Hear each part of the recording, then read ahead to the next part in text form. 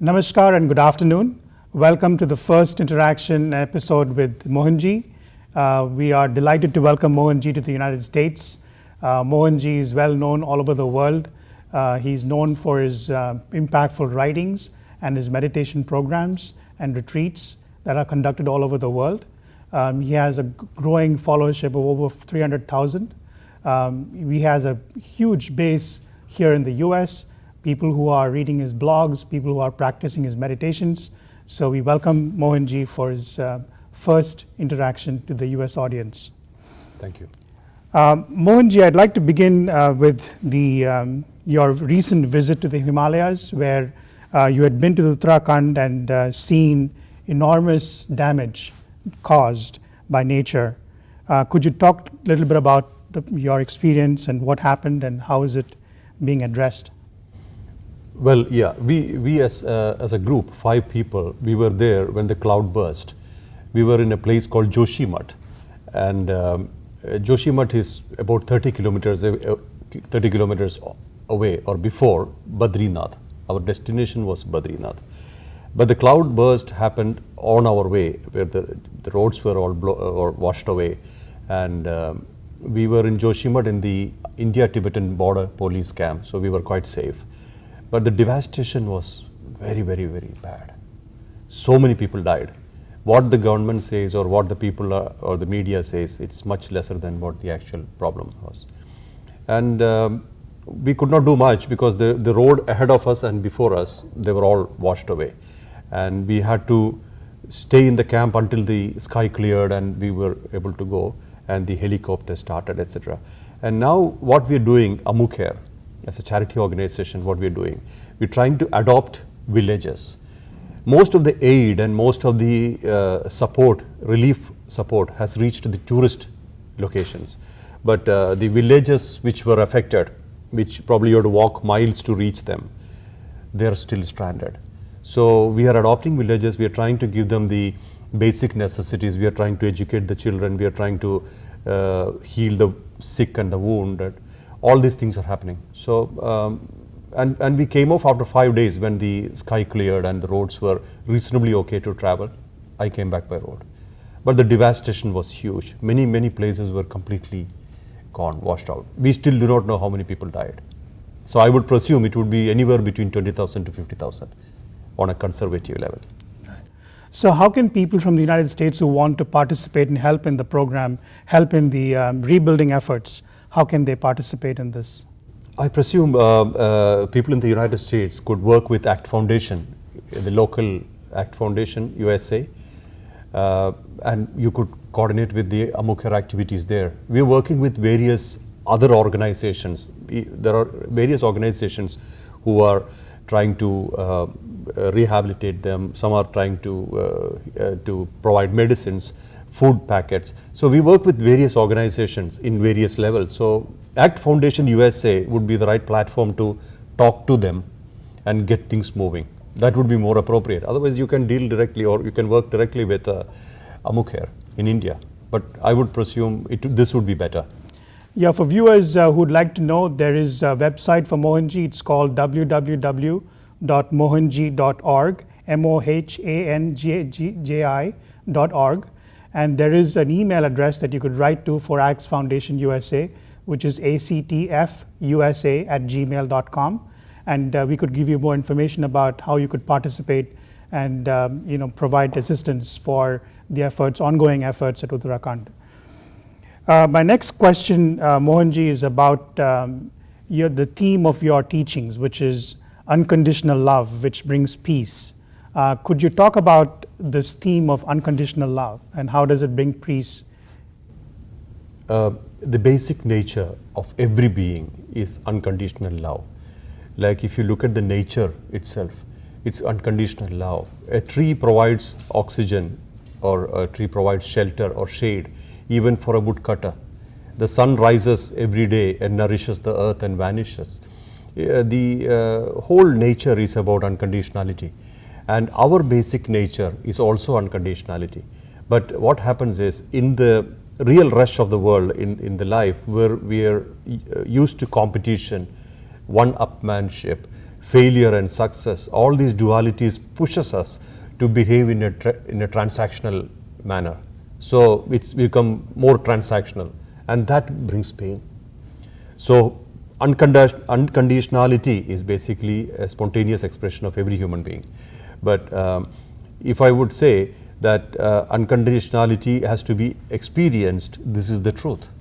The truth is unconditionality. And the moment you start being selfless, you start expressing much better. All the bindings disappear. We will be free. And peace is something which is within. You cannot create or take peace from outside. You cannot bring peace from outside. If you do not have peace within, wherever you go, you cannot find peace. You can go to Himalayas, you can go to any locations which are very conducive for meditation, etc., but still mind will be wavering. Because the nature of mind is to waver. Mind has to be in a wavering mode all the time. That is how it is, and we accept it. But when you observe the mind without participating and with all its plus and minus, the good, bad and the ugly side of the mind, we just watch it and observe it. And then as we move further, we will see that we are much more powerful because we are not dragged by the mind, and peace settles in. If peace has to settle in, unconditionality has to happen. If unconditionality has to happen, you have to decondition yourself, because we create frames. We even frame the level of happiness that we can enjoy. You know, we desired it. We have desired it. Happiness is this, and even if you get a higher happiness, we don't have the capacity to enjoy it. That is because we have created frames for everything, just like we create frames for people. I expect a person to behave to me in a certain way, so we disallow naturality in the person. You know, or meanwhile we always, if it's our own children or a pet, anything is okay. So there is unconditionality in our daily life as well. True. You know, so it's relative. We are living in relative truths. Absolute truth is not acceptable many times because mind is scared of losing its stance.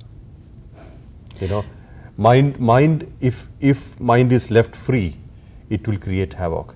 If mind is tied to the intellect and we are stopping to react, or we are responding to every situation each day, there is a lot of peace already. You know, through observation, through just being, through understanding yourself first before you understand anything else in the world, it brings in a lot more peace. Unconditionality becomes your nature. It cannot be bought, it has to be cultivated. So would you say that to nurture unconditional love is to be aware? Yes, awareness is the key. Being aware of every thought, every word, every action, being aware of who you are, what you are here for. It is not even going back to regression or going to your past lives or going to various places or gurus. That's not the point here. The point is to understand who you are at this point in time. You know, the way you are, without adding pepper or salt. The hardcore you. If we are able to relate to ourselves in that hardcore nature, everything else flows. Everything else flows. Then you understand, oh, this is me, and these are my weaknesses, these are my strengths, but all the weaknesses and strengths are part of me. There is nothing apart from me. And then you understand the universe that you are. You are actually a universe. You have like you take a cell of yours. That cell contains every characteristics of you. That is why you can create another body with one cell. Likewise, our consciousness is also dependent on the cellular level. Each cell has the potential to add on to the character, to our being. So when you say, I know you as a collective being of numerous characteristics. Like if you image a person and you like take anger, jealousy, hatred, various emotions, happiness, love, give different colors to your cells. So each cell has contained or maintained a certain aspect of you. A conglomeration of you, of all those aspects, is the real you. So if you look at that in that kind of particular mode, then you understand, oh, this is me. I am the universe that I've been searching for all these years.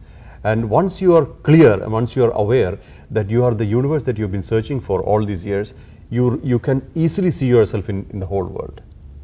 That is when your personality is understood well, and it overflows yourself and merges with the personalities of the world, you see your own reflection in other people's eyes. A lot of people think spirituality in the abstract, and people want to understand what is the spirituality, how does it impact my daily life, how can I become a more effective human being in all facets of my life through spirituality. Could you talk about that a little bit?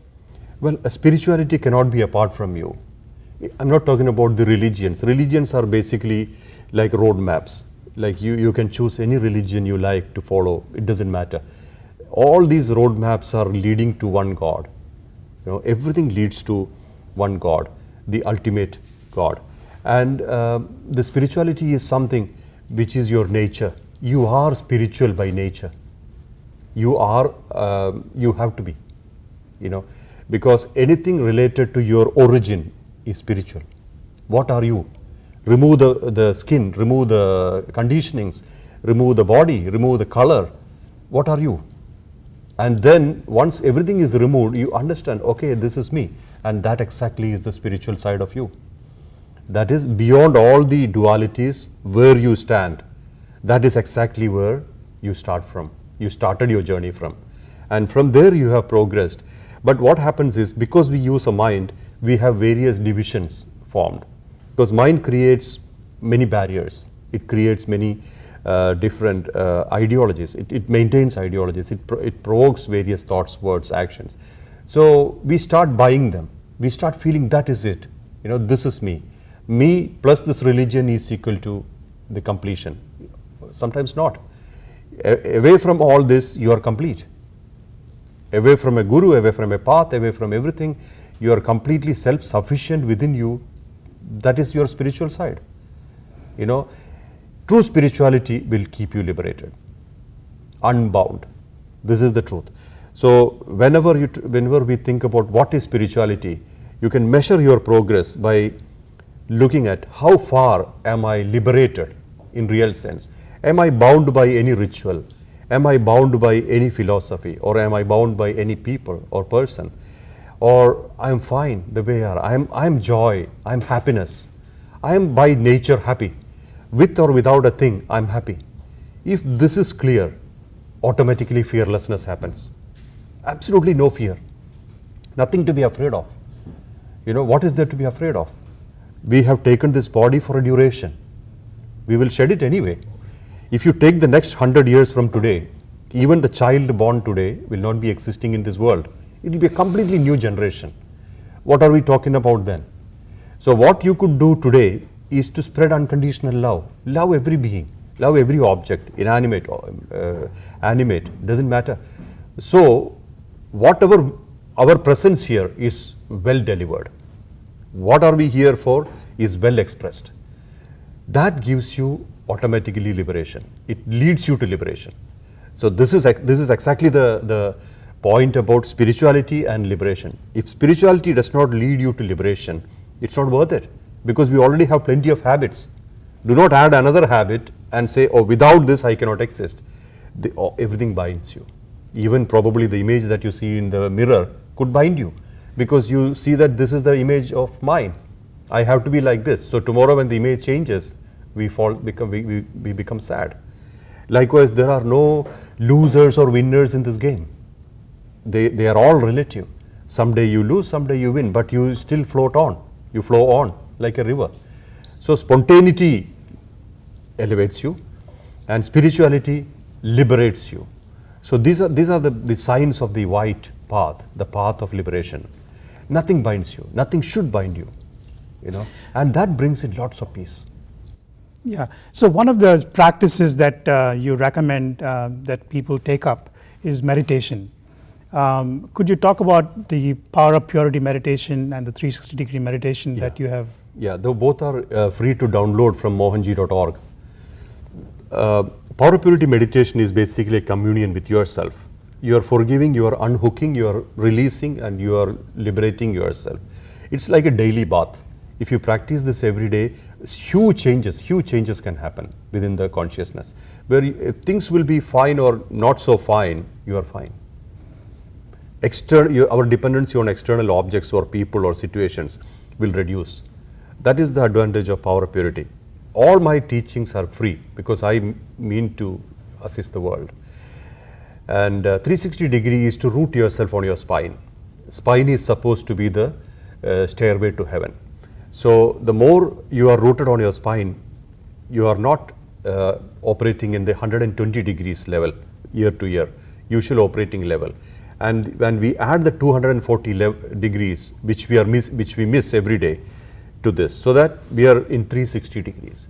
When you operate in 360 degrees, you are immune to many things, emotions, intellectual arguments, bargains, so many things which you are vulnerable to on each day on a front-footed basis are not there anymore, because you are operating from an absolute level. So when you operate from an absolute level, you are more operating on intellect rather than emotions. Reactions will be less, responses will be more.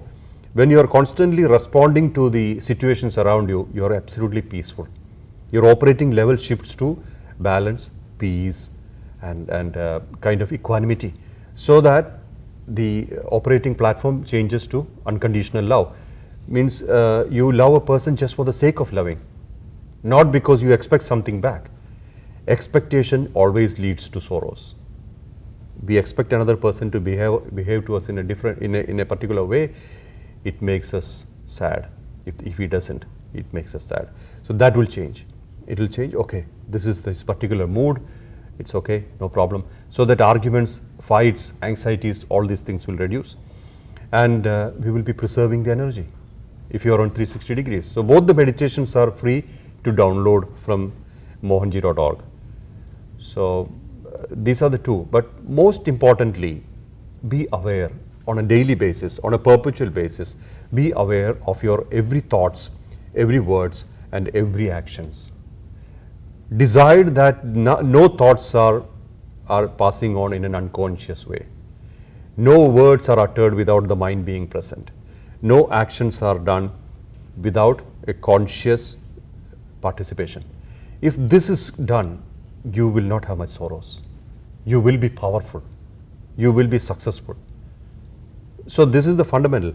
Be aware, be in the now, be in the beingness. Lot of doingness will never give you any peace. This is for sure. You can actually entertain the restless mind by activity. Activity can entertain the mind. So mind will be happy, but it doesn't promise any elevation. But beingness promises elevation. It really takes you up there. So this is what.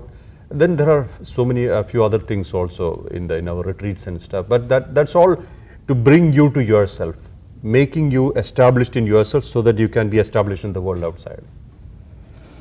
So thank you, Mohanji, for your enlightening words. The key thing that we have learned, the takeaway from here is really awareness is the key and unconditional love is our nature. So thank you, viewers, for your time. Do visit mohanji.org for more information about Mohanji and his teachings. Mohanji is going to be here in the US for the next couple of weeks. To know more about it, please do write to mohanji.usaretreat@gmail.com. mohanji.usaretreat@gmail.com. There are two telephone numbers that I can give you. One is 703-424-5996, and the other number is 703-585-5693. Please do come in, visit Mohanji's programs, and take more away. Thank you. Thank you.